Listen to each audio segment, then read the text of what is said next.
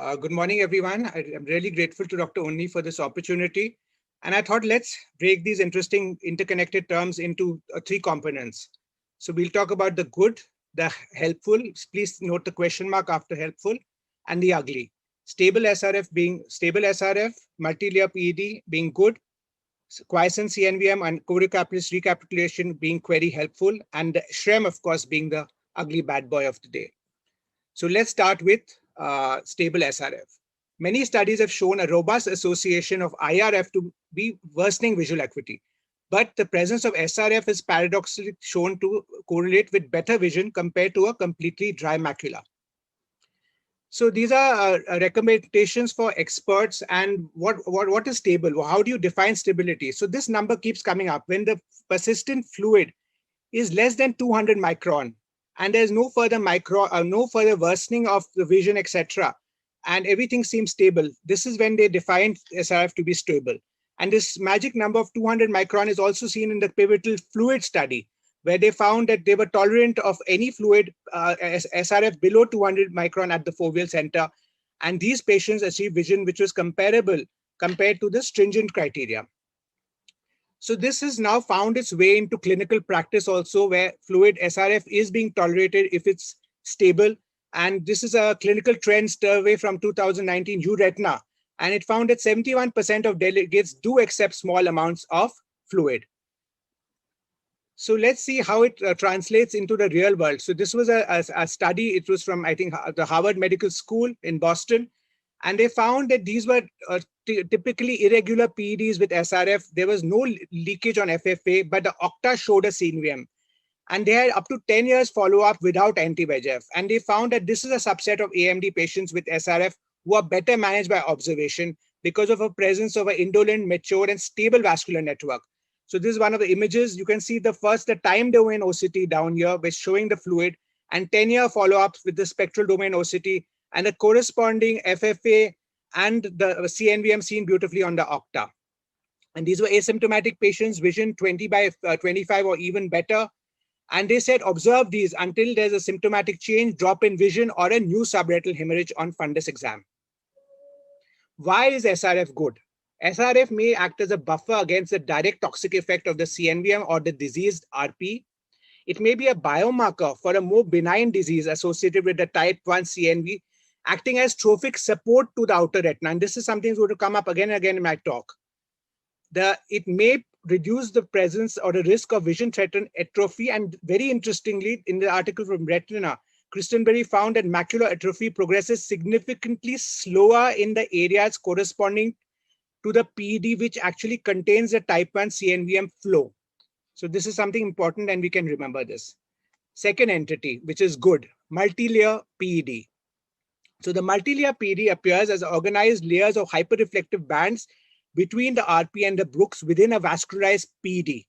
And it is seen more often with multiple anti-VEGF use and is protective in nature and may present further degeneration. So basically what is thought is chronic VEGF type 1 CNVA may evolve into a multi-layer PED, and it protects, gives a protective effect to the overlying RP and outer retina. This is how it looks. You can see the multi-layer laminar structure under the RP. And why do these form? Basically, this is the layering of the hyperreflective bands, which are fibrovascular and fibrocellular beneath the RP. And it leads the increase in anti-VEGF therapy leads to gradual increase in the lamellar component. So this is a case. I would see the lowest figure here. You can see beautifully, you can see the multi-layer PED. And these patients are found to have good visual acuity as the neovascularization and the cicatricial process is suppressed by the chronic anti-VEGF therapy. And the viability of the photoreceptors is maintained through the preservation of the RP in this good entity. Let's see some things which could be useful. So a very interesting entity is now the quiescent CNVM. This was originally described by Dr. Kirkes in an IOS article in 2013. They're also called non-exudative or subclinical. These are asymptomatic, previously untreated CNVMs showing absence of intraretinal or subretinal exudation in 2 consecutive visits. And over time, they enlarge in size, but there's not much of RP retinal thickening. And in this study in 2013, they said that a lot more research needs to be done. They found some changes in microperimetry with this entity. And of course, this has now been studied in a pivotal study by Dr. Phil Rosenfeld and colleagues published in Ophthalmology. And they studied 11 eyes with asymptomatic intermediate non-exudative AMD, and all these patients had a type 1 CNVM in the fellow eye, which is how they located these patients. And in 3 of these eyes, the ICG showed a plaque with no evidence of anything on a FFA or OCT. But the SSOCT showed an unambiguous type 1 CNVM corresponding to the plaque. So these are cases which we now just think as drusen clinically. But if you do a swept source OCT, look, lo and behold, under this, you can see a beautiful type 1 network. What does all this mean? What are the concerns? There's concern that these asymptomatic lesions should not be aggressively treated with anti-VEGF before we know their natural history. But it does seem reasonable to assume these eyes are going to be more likely to progress to active symptomatic forms of exudative AMD.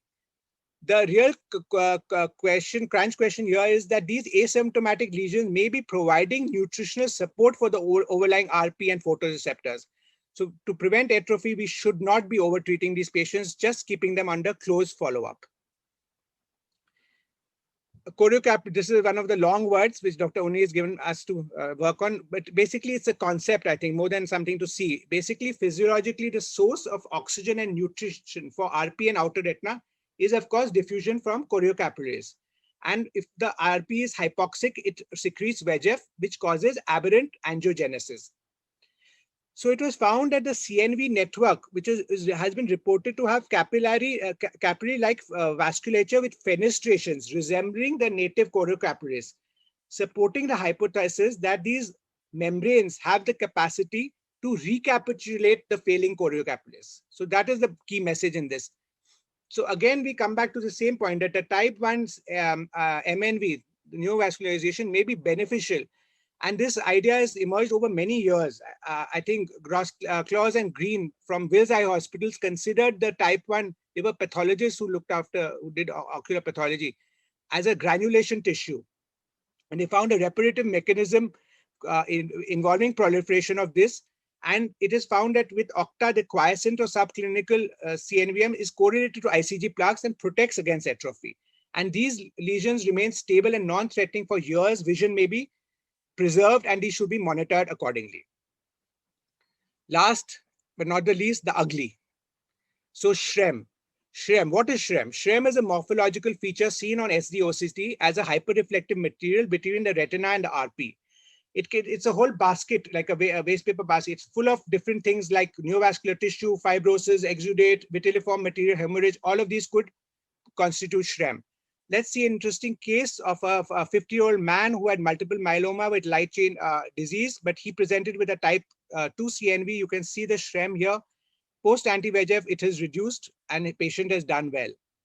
But we must remember that eyes with SHREM, they do worse. And the poor prognosis in SHREM are SHREM with well-defined boundaries, high reflectivity, or thicker SHREM.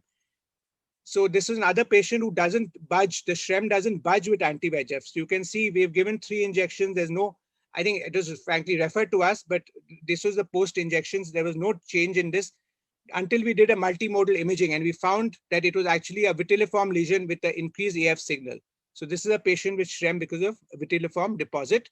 There's another concept of SHE, which hasn't been really given to me, Dr. Oni, but if it's exudative, and that is basically because of a network or a vascular SHREM.